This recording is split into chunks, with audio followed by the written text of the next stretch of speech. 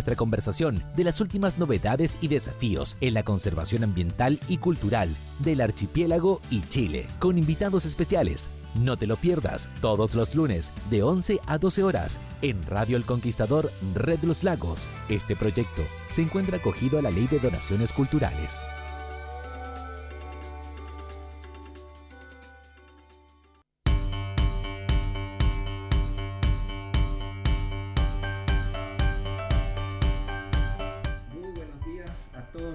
Auditores y auditoras de la radio El Conquistador, los damos la bienvenida al 9º capítulo de Hablemos de Conservación.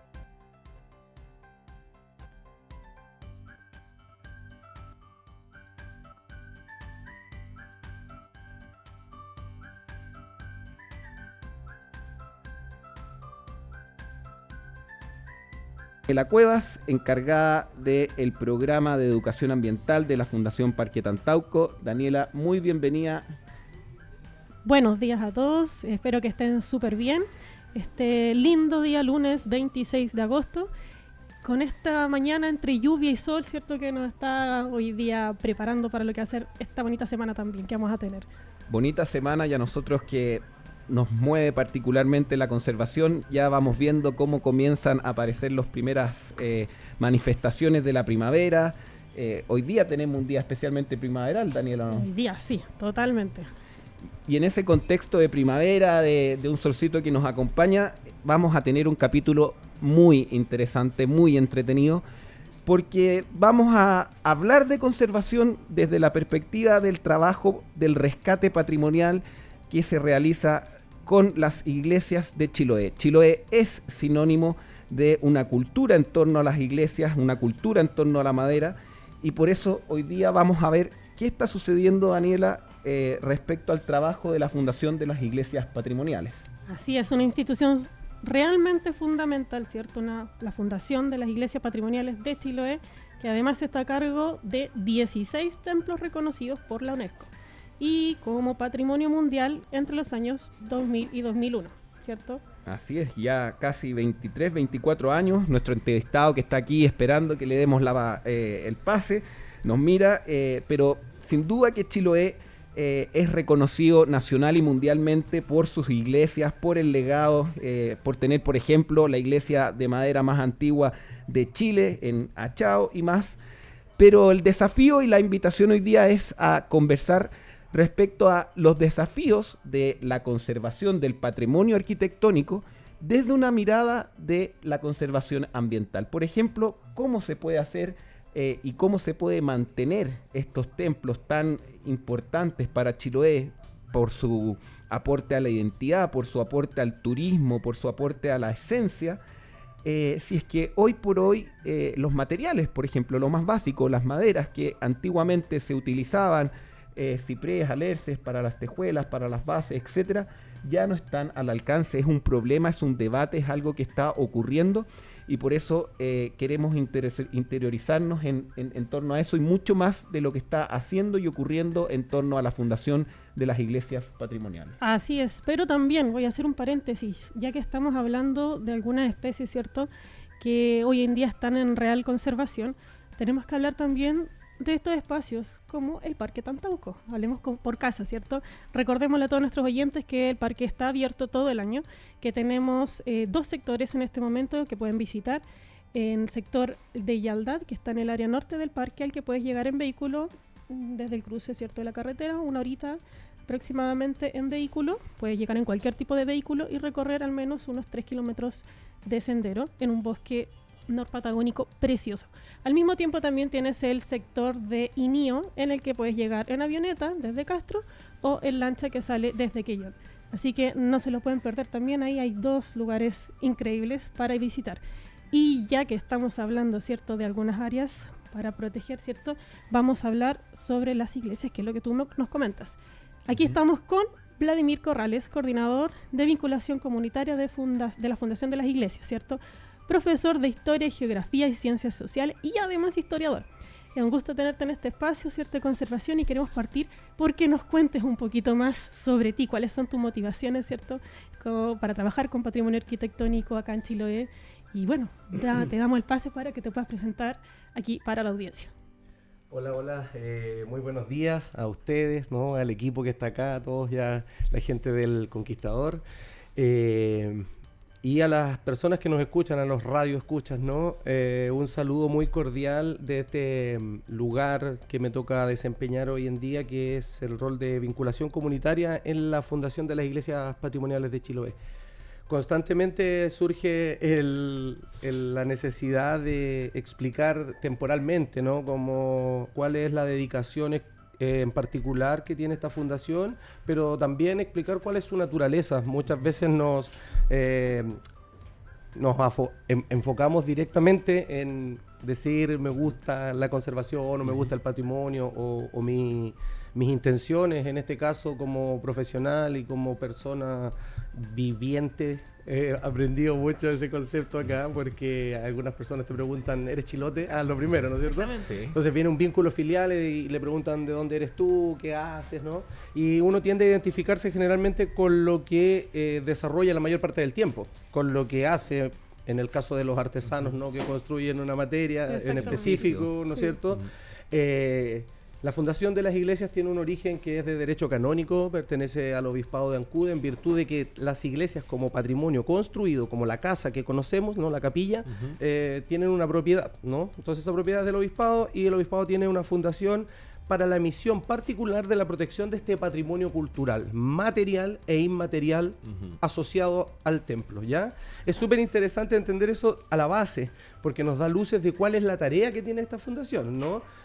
Tiene en particular la tarea de permitir que las futuras generaciones puedan reconocer el patrimonio construido, por un lado, material arquitectónico de las iglesias, pero además todas las prácticas, usos, costumbres, tradiciones asociados a no solo la tarea religiosa, ¿no? De la misión circular y evangelizadora católica, sino a la propia construcción de estos templos, que es símil culturalmente a la construcción civil, a la construcción naval, a todas las expresiones, ¿no? Y ahí es interesante entender que la comunidad viva asociada a este patrimonio es la que nos interesa en términos de conservación, porque sin comunidad no hay mantención cotidiana del templo. Por ejemplo, sin mantención no hay patrimonio que legue a las futuras generaciones, y sin conservación no hay el material del cual están construidas estas iglesias, que es la madera. Quiero hacer un símil en torno a lo que uno piensa. Es una cadena que tiene sentido cuando la pamamos así. Justamente, eso es lo interesante, como que uno puede tener diversos esquemas mentales, ¿no? Y en esos esquemas es interesante poder dialogar con la mayoría de las personas en torno a una concepción siguiente. Claro. Esto es un patrimonio vivo, un árbol es un elemento vivo. Ese árbol, al talado y construirse en otra expresión material que nosotros vemos, por ejemplo un edificio o por ejemplo una guitarra, ¿no? Se hace de un árbol, es el símil a las personas, a la población, que es viva, ¿no? Cuando hablamos de patrimonio vivo hablamos casi de un bosque, ¿no es cierto? Y existen bosques que han sido depredados por la propia humanidad y nos cuesta entender que la población, sin ejercicios de conservación de la memoria, sin ejercicios de transmisión del patrimonio, también puede perder esa vida. Sí, y se apaga y muchas veces, ¿no? Es la labor, me imagino, de la Fundación de las Iglesias y por eso también la idea de hacer conversar las dos versiones de lo que es el trabajo de la conservación, una perspectiva de conservación ambiental, ecosistémica, con un foco en lo que es la naturaleza, y sin duda desde el trabajo que ustedes realizan, una conservación de un patrimonio vivo, tangible, en el caso del templo, intangible en el caso de la cultura que se genera desde la comunidad en el uso consuetudinario a lo largo del tiempo, con su y esa apropiación también con ese patrimonio que es la iglesia misma. Y por eso, Vladimir, te quería consultar en este diálogo de las conservaciones, si es que tú crees que es factible mantener esta categoría de patrimonio mundial que nos honra, del cual Chiloé se precia dentro de Chile y también para todo el mundo, si es factible mantener esa categoría, si es que esos ecosistemas que tú, como encargado de comunidad, al visitar permanentemente cada uno de los templos, los vas viendo, si dichos ecosistemas se mantienen en esta tendencia de degradación. Es súper interesante la consulta, toda vez que la conservación requiere siempre de acciones, y eso es lo que yo creo en particular y intentamos en la Fundación poder desde un tiempo reciente, hay que ser consciente de eso. Yo creo que también es interesante que se entienda a la ciudadanía, a la gente que nos escucha, que este tipo de diálogos que habla Damián, de lo que estamos incluso nosotros en este momento generando, no es algo que tenga larga data, no es algo que en nuestras prácticas como profesionales, incluso me atrevo a decir como jóvenes dentro de la conservación, cuando hablamos de conservación uno Gracias dice, por los jóvenes. ¿no? En comparación al ERCE todos lo somos, ¿no? O en comparación a los templos muchas veces, pero el diálogo que ha tenido el patrimonio constantemente, yo hago el ejercicio siguiente, que es la herencia que tienen las comunidades, se llama patrimonio, ¿no? El patrimonio viene de una raíz latina, tiene ciertos conceptos que muchas veces tendemos a soslayar en la explicación, pero es interesante saber que es una herencia, y el concepto latino de pater y del pater familia, y por eso viene patrimonio. No quiere decir que las madres no hereden, ¿no? Y que la comunidad toda no herede, pero el lenguaje es interesante porque encierra todas las manifestaciones culturales y muchas veces la posibilidad de apropiarnos conscientemente de nuestro patrimonio.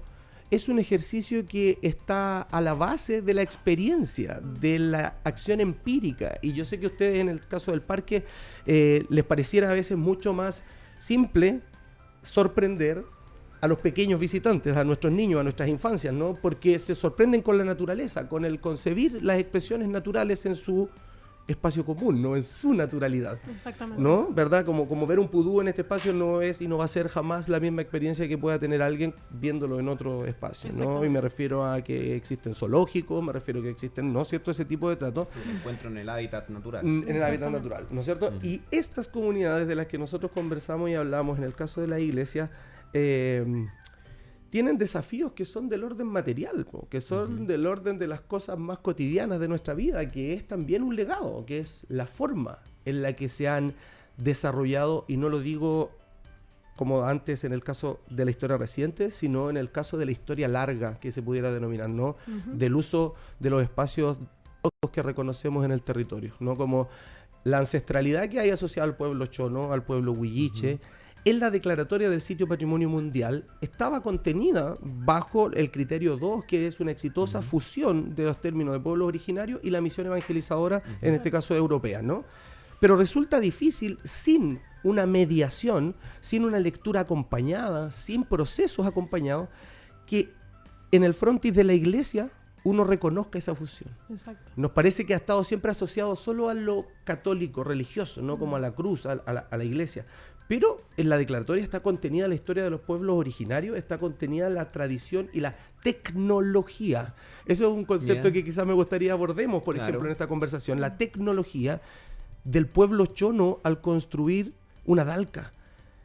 Eso yo creo que es algo interesante, que nuestros niños, nuestra infancia y nosotros también en la sociedad toda comprendamos que esos procesos tecnológicos que vienen hoy día asociados solo a la IA o a la interfase de los celulares, se trata de la tecnología que cambia los modos de vida y cómo nos sirven en nuestro contexto. Entonces yo creo que hoy día debemos procurar difundir que el valor del patrimonio no está asociado solo en enriquecerse visualmente de las grandes obras de la humanidad, ¿no? Como los edificios, que es una manera muy linda de conocerlo, ¿no? Sino en que cualquier cambio que se puede hacer en este mundo, en esta sociedad, puede venir de cualquier lugar del mundo, y particularmente ser privilegiados de que de este rincón del mundo han habido muchas soluciones para toda la humanidad. Y en el caso de la declaratoria es eso.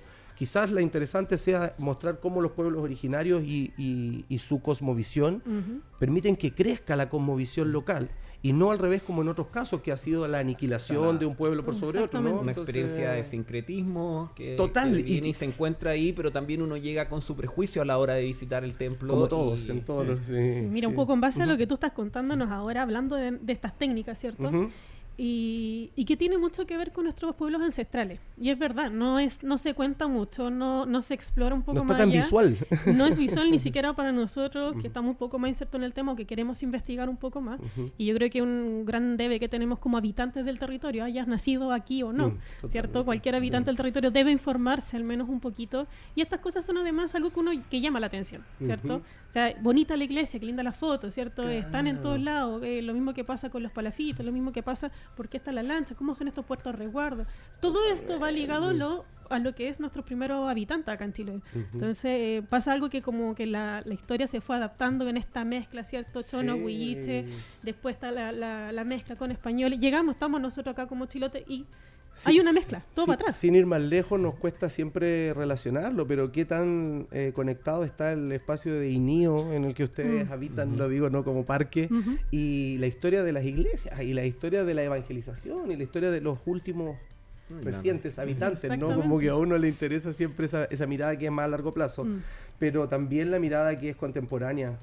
Las comunidades vivas, en este caso de las iglesias, no son solo los comités de iglesia que trabajan para mantener cotidianamente los santos. Lo estamos viviendo en estos días, en este momento particular, con la celebración de la fiesta, ¿no? La tradición más antigua asociada a este sincretismo. Es una fiesta de origen franciscano, siempre nos dicen, ¿no? Asociado a Fray Hilario Martínez, que trae estas imágenes. Estoy hablando del Nazareno de Caguache, ¿no es cierto? Sí, todos ya lo estarán escuchando. Pero no se está dando y no se está vivenciando solo en la comuna de Quinchao, no en la isla, en el archipiélago de Quinchao, en la isla de Caguache en particular, sino se está dando también en Punta Arenas, sino se está dando en Argentina, sino se está dando en Quellón, me imagino, en muchos templos. Sí. Así es. Y esa como transmisión, esa proliferación cultural también va asociado a los talleres que muchas veces hacen los profesores recuperando el pasacalle y que la comunidad en el espacio sonoro se reconozca. Exacto. Y el turismo, por otra parte, haciendo una lógica, ¿no? Como ideal, muchas veces tiendo a pensarlo, ¿no? Como estos ejercicios nos sirven para pensar.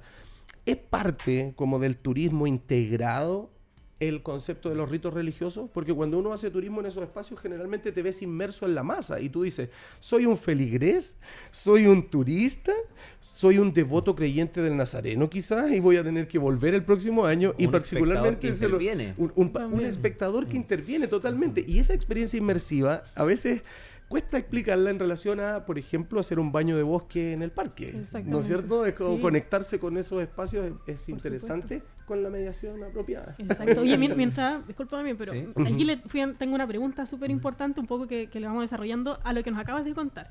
Mi pregunta es, ¿cómo se pueden mantener y restaurar estos templos, cierto? Si las técnicas y los materiales, estos ancestrales, los originales con los que se construyeron, ya no son accesibles. O sea, ¿cómo hacemos este trabajo? Eso es una gran desafío. Sí, que no sé llamarlo pregunta, ¿no? Pregunta es muy simple para lo que acabas de poner acá en el panel. Yo creo que eso es lo primero, que es una respuesta colectiva, absolutamente colectiva. No hay una sola receta y no hay una sola forma. De hecho, les quería comentar, asociado a los eventos recientes de la labor de la Fundación de las Iglesias, hemos asistido en estos días a un encuentro nacional de administradores de sitio Patrimonio Mundial en Iquique. Así es, tuvimos la suerte de poder estar allá junto a la directora ejecutiva Natalia Cruz, quien no pudo acompañarnos hoy día, pero le mandamos un saludo de parte de todo acá, de Damián, ¿no?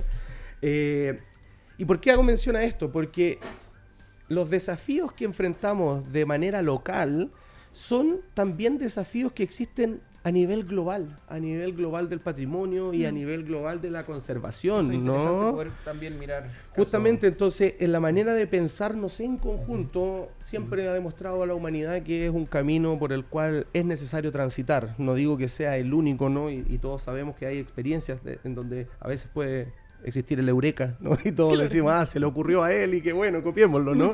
Pero generalmente ha estado asociado en la empresa colectiva, ¿no? Y esta empresa colectiva habla de los desafíos que tenemos, por ejemplo, a nivel nacional, para solo la administración de estos sitios. Cuando tú me hablas, ¿no es cierto?, de los desafíos de conservación, tendemos a pensarlo inmediatamente en lo material, que sería no tenemos al mismo alerce que teníamos hace 100 Es un años. gran tema. Tenemos la restricción también de que se tiene que restaurar en torno a un criterio que tú no puedes llegar y poner donde había un alerce, un pino, un eucalipto, y ese es un desafío de las materialidades y el rescate de las mismas técnicas que tú hablabas, que son las ancestrales, que también le dan conformación a lo que es el patrimonio vivo. Claro, exactamente. así Ahí es, tenemos sí. un gran punto, porque es al final la materia base para poder hacer en este caso, la restauración. Total. Entonces ahí tenemos esta situación que pasa a la gente, el visitante. ¿Cuántas veces hemos escuchado, oye, que está feo esto? ¿Por qué no lo arreglan?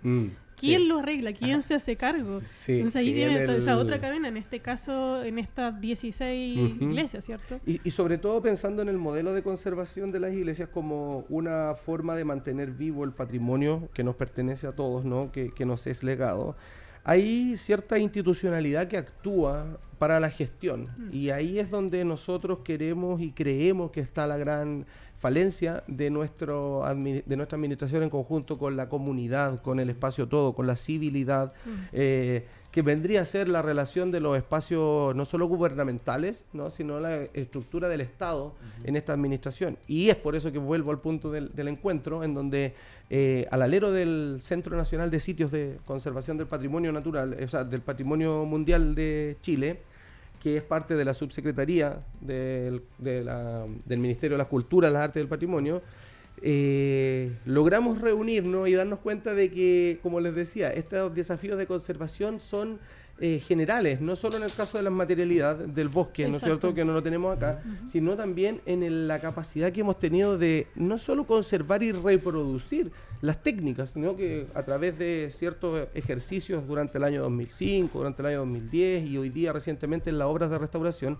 se intentan hacer transmisión de estos procesos a través de la escuela de carpintería o la escuela de gestión patrimonial, que estamos llamándolo con distintos módulos, en donde nuestra fundación está intentando hacer un aporte a esa transmisión, no solo de la técnica, ¿no?, sino que del conocimiento también del espacio en el que se desenvuelve. Es decir, hoy día podemos decir que no es lo mismo construir con el alerce que no tenemos, pero sí tenemos a la mano otros espacios del bosque u otras posibilidades que nos permitan no solo que dure para 300 años, ¿no?, sino que con una adecuada gestión cada 10, cada 15 años podamos ir cambiando y renovando, porque la conservación también va a ir en aumento de nuestras capacidades tecnológicas, como les decía antes. No, imagínense los productos que uno ve de corte chino, que no tenemos ni idea si cumple con alguna regulación medioambiental, ¿no? O el uso de spray, que se pensaba en los 90 que era el gran desafío: paremos la emisión de aerosol y se va a parar el efecto invernadero, ¿no es cierto? Y hoy día tenemos el concepto que generalmente se ocupa para decir que la conservación es hermana, ¿no es cierto?, asociada en el término económico al turismo, que sería una industria sin chimenea, una industria sin... Sí, ¿no? pero eso es bastante mito. Eso es el mito que... Cuando se quiere ver el otro lado. Y es el mito que interesa mencionarlo, y por eso lo digo acá, porque hay que entenderlo como un problema. La gente, cuando lo entiende como un problema, tiende a decir, quiero dar 10 soluciones, quiero dar 15 soluciones. Para mí el ejercicio práctico es entender que hay un problema y que hay que mirarlo de todas las perspectivas, y que mientras lo miremos, mientras conversemos de él, vamos a avanzar. Mientras lo escondamos, mientras decimos que no existe, no hay posibilidad de salir de ese nudo. Y ese nudo para mí tiene que ver en esa particularidad donde se encuentra los recursos que tenemos, la manera en que llegan, la manera en que los administramos desde una perspectiva local, pero la manera en que pensamos de manera global estos problemas. ¿Cachai? Como la acción tiene que ser local siempre, pero hay una mirada que es global, que a nosotros nos interesa sobremanera. Yo creo que ustedes tienen una experiencia asociada a la conservación de especies en peligro de extinción. No es como el término más amable, creo yo, para hablar de la catástrofe que los seres humanos hemos generado, ¿no? Pero decimos, se va a extinguir esta especie. Como si le pasara a otros y no le pasara a los humanos a través de nuestras prácticas. Así es. Sí, ustedes lo conocen mejor y compartimos el desafío de conservación desde amplias miradas y rescato eso de que lo que está ocurriendo en este momento. Estamos dialogando desde perspectivas de conservación que se necesitan complementar. Y de conservar hoy, ¿cierto? Sin ir con la redundancia, ¿cierto? Conservar simplemente es que yo tengo que saber el cómo acercar a mi comunidad, a mi sociedad, a mi territorio, ¿cierto?, a los temas que son atingentes hoy día. Porque sin este trabajo de protección, la verdad es que se nos puede esfumar todo lo que hay para adelante. Eso es lo primero, ¿cierto? Y la conservación entonces es aprender, y luego es nuestra obligación compartir. exactamente, ¿cierto? Un poco lo que estábamos hablando antes de irnos a comerciales. Entonces, ahora, Damián, teníamos una preguntita para hacer. Sí, veníamos, bueno, en esto de trabajar la conservación desde diferentes perspectivas, ópticas, dimensiones, en nuestro caso como Parque Tantauco, la conservación de ecosistemas, en el caso de la Fundación de las Iglesias Patrimoniales, la conservación física del templo y también la conservación del patrimonio intangible, que es toda la historia, la cultura, los relatos, las trayectorias que se generan comunitariamente en torno al uso de estos espacios. Sabemos que se viene un gran evento, un gran festival. Vladimir, queremos que nos cuente más de este festival Ensambla. ¿Cuándo es? ¿Cómo informarnos más? ¿De qué se trata? El festival Ensambla tiene por bajada, ¿no? Festival Creativo y Tecnológico de la Madera. La idea que transmite un poco este festival es dialogar en comunidad en torno a los desafíos precisamente de la conservación que tenemos a futuro con las iglesias. Y ahí invitamos a la comunidad, principalmente a través de nuestras redes sociales, Ensambla Chiloé. Dejamos el dato para todos que los que lo busquen ahí, ¿no es cierto? Uh-huh. Ensambla Chiloé en Instagram, y eso le va a llevar a, digamos, al sitio en donde está organizada toda la cartelera, que implica desde el 16 al 19 de octubre reunirnos en torno a esta conversación, en torno a estos elementos que podemos desglosarlos en los desafíos que tenemos en torno a la innovación, de la técnica, de la práctica, de la transmisión del conocimiento, la posibilidad que tenemos en el corto plazo de gestionar nuestro patrimonio, ¿no? De poder discutir sobre cuál es la mejor alternativa comunitaria para poder afrontar los desafíos, pero además también cuáles son los ejercicios que cotidianamente estamos haciendo de transmisión de ese conocimiento. Es por eso que el 16 al 19 van a haber conferencias, va a haber un seminario, pero también van a haber talleres tecnológicos, prácticos, con establecimientos educacionales que nos han ido acompañando desde el mes pasado, cuando lanzamos el primer concurso asociado al festival, que es un concurso de dibujo relatos, en donde para estudiantes de primero a octavo básico, a través de la mediación, como mencionábamos antes, de docentes y del contacto que hemos ido estableciendo también en un programa de mediación pedagógica, principalmente asociado a los 16 templos patrimoniales, pero en el caso de Chiloé entendemos que esto es provincial, es de todo el archipiélago, incluso de Chiloé continental, muchas veces me atrevo a decir. Sí. Y la invitación también de los establecimientos para en esa fecha acercarse al museo de las iglesias, a tener experiencias desde hoy día, ¿no? Y desde el momento en que se ha trabajado el Festival Ensambla, lo hemos pensado en un desarrollo de los meses previos, ¿no? Que implican también actividades relacionadas a eso. En torno a eso hemos hecho talleres en nuestra fundación, de carpintería, por ejemplo, algunos trabajos que vamos a exponer durante esta semana, en que queremos que tanto expertos locales como internacionales puedan acercar sus miradas de conservación al patrimonio y de todas las áreas.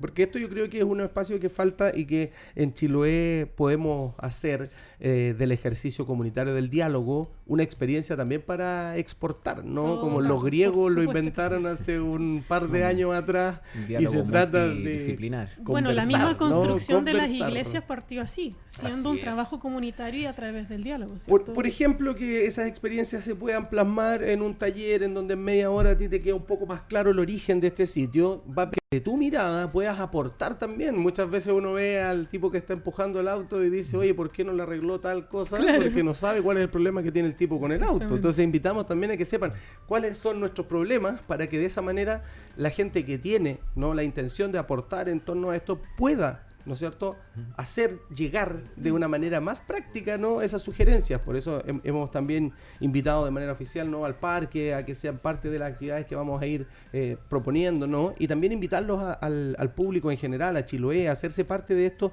a hacer lo suyo. La idea es que nosotros trabajamos en una planificación en donde este espacio permita también poder sacar ciertos desafíos en común y decir, desde el Festival Ensambla en Chiloé, en Ancud particularmente se va a desarrollar en el Museo de las Iglesias en Errázuriz 227.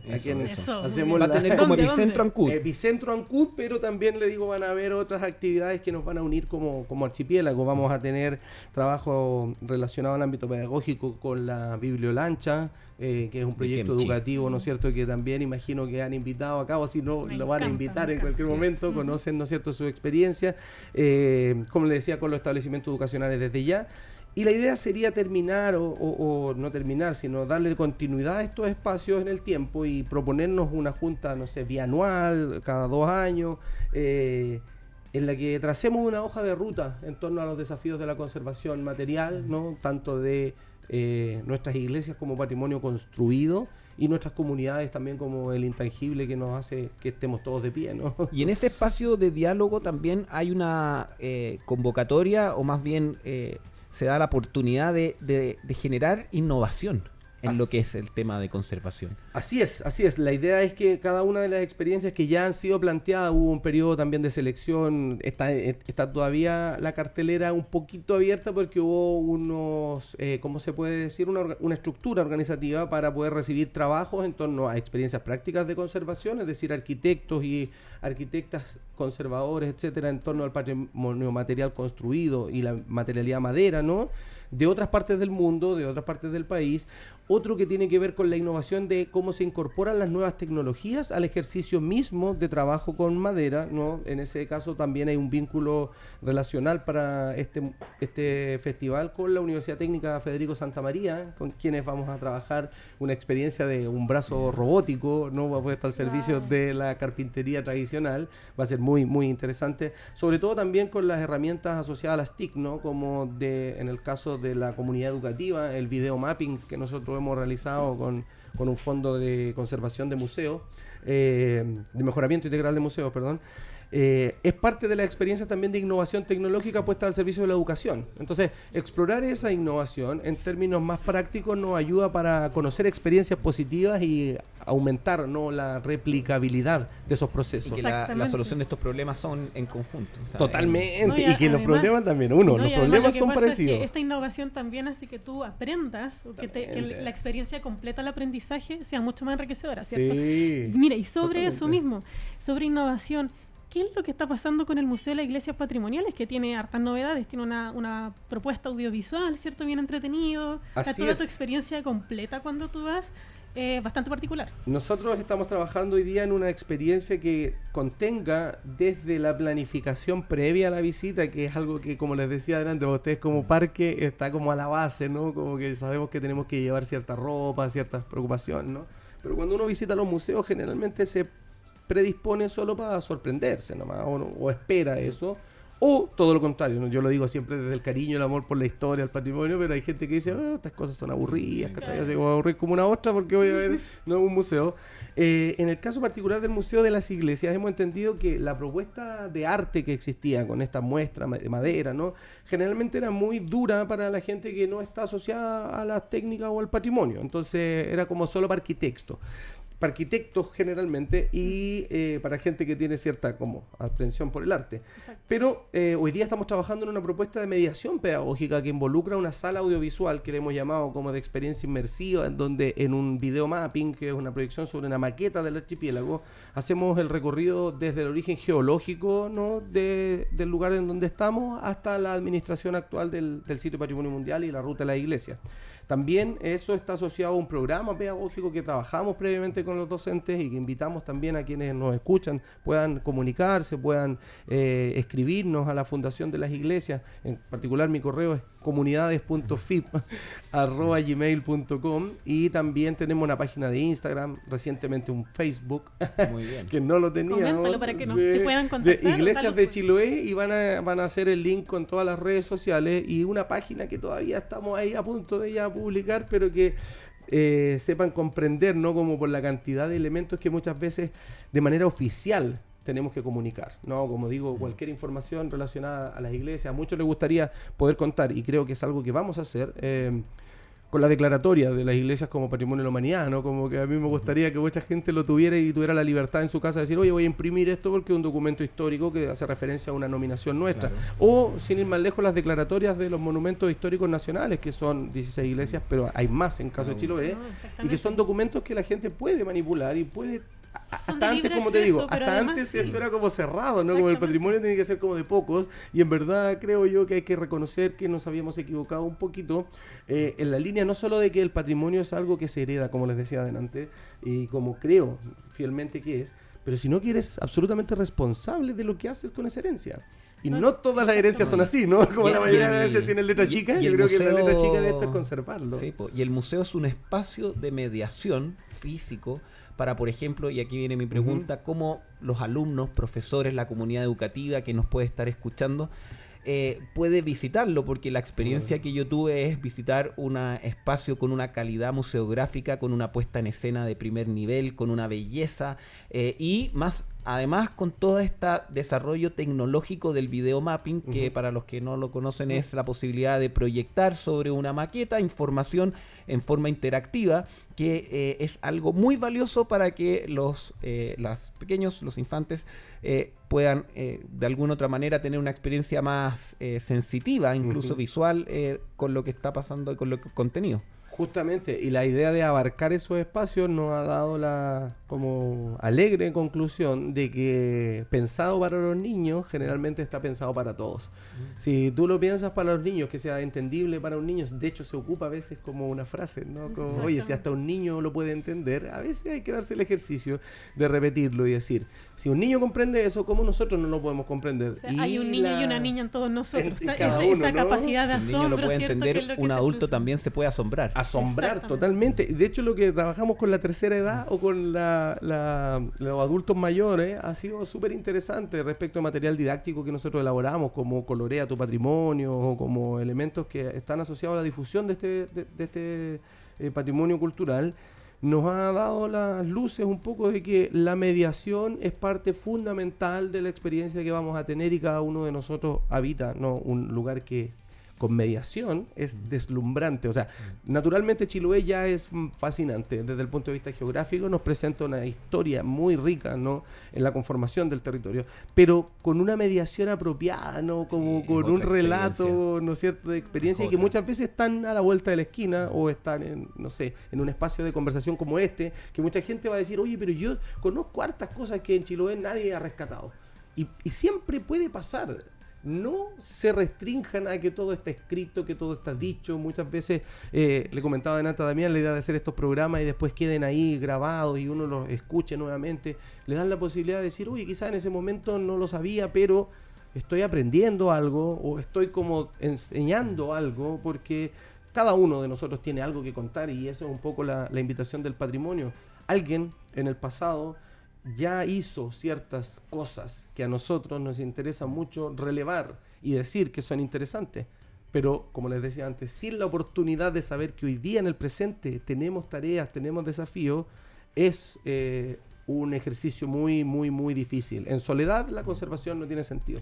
Es la invitación a hacer redes, a generar espacios de conversación, porque muchas veces en ese lugar van a aparecer acciones, van a aparecer tareas, van a aparecer lugares conjuntos. Yo creo que nosotros en este diálogo como fundación en los últimos 2-3 años hemos intentado mantener y poder proyectar a futuro la existencia de un equipo técnico que sea capacitado para poder trabajar en la versión más fina, más básica de la gestión de un sitio, y luego dar pasitos más seguros respecto de cuál es la administración en términos como multiespaciales, ¿no? Como tener un sitio seriado de 16 lugares geográficos, pero además interdisciplinario, con miradas, unas perspectivas un poco renovadas respecto de cuáles son los desafíos, y en eso la experiencia de conocer el trabajo de otras fundaciones, de conocer el trabajo de otros espacios de conservación es el número 1, ¿no? En el recetario, ¿no? Como que no hemos leído todos los manuales de administración del mundo, tienen la posibilidad de administración del patrimonio religioso en Latinoamérica. Hay experiencias en muchos países de habla hispana que a veces no conocemos, que están al lado, que están a la vuelta de la esquina. En el caso argentino, por ejemplo, cómo administra la ruta jesuítica y cómo el desafío hoy día es: vamos a recorrer entonces la ruta jesuítica que va de Nahuel Huapi a Chao y vamos a decir que la misión jesuítica tuvo gran parte de su desarrollo en el archipiélago, o vamos a seguir escuchando el relato en el mundo de que las rutas jesuíticas llegaban hasta la Patagonia Argentina. Ahí está lo interesante, porque en el ejercicio en el que me empiezo a interiorizar en el mundo, ¿cierto? En este mundillo, y no solo en eso, sino que cuando empiezo a hacer esas averiguaciones, me empiezo a hacer preguntas. Sí. Y al medida que yo voy respondiéndome esas mismas preguntas, voy aprendiendo más. Y me voy encontrando con grandes desafíos, ¿cierto? Y ahí va apareciendo todo esto que tú estás comentando. Pero estamos justos con el tiempo. Estamos con el tiempo, pero Sí. para concluir, efectivamente, eso es lo que estamos haciendo aquí, un diálogo interdisciplinario. Te agradecemos mucho, Vladimir, No, por tu gracias a compañía. ustedes. Invitamos a seguirnos en las redes del Parque Tantauco, de la Fundación de las Iglesias, y despedimos a todos nuestros auditores y auditoras el día de hoy. Hasta un próximo programa. Don Alejandro. Que estén muy bien, chiquillos, que tengan un buen lunes y una gran semana también. Y así nos vamos, nos estamos despidiendo del Café Express por el día de hoy, agradeciéndoles la sintonía en la compañía, invitadísimos a quedarse conectados también con nosotros a través de todas nuestras frecuencias en la región de los lagos, 101.5 aquí en Castro, 91.9 allá en Ancud.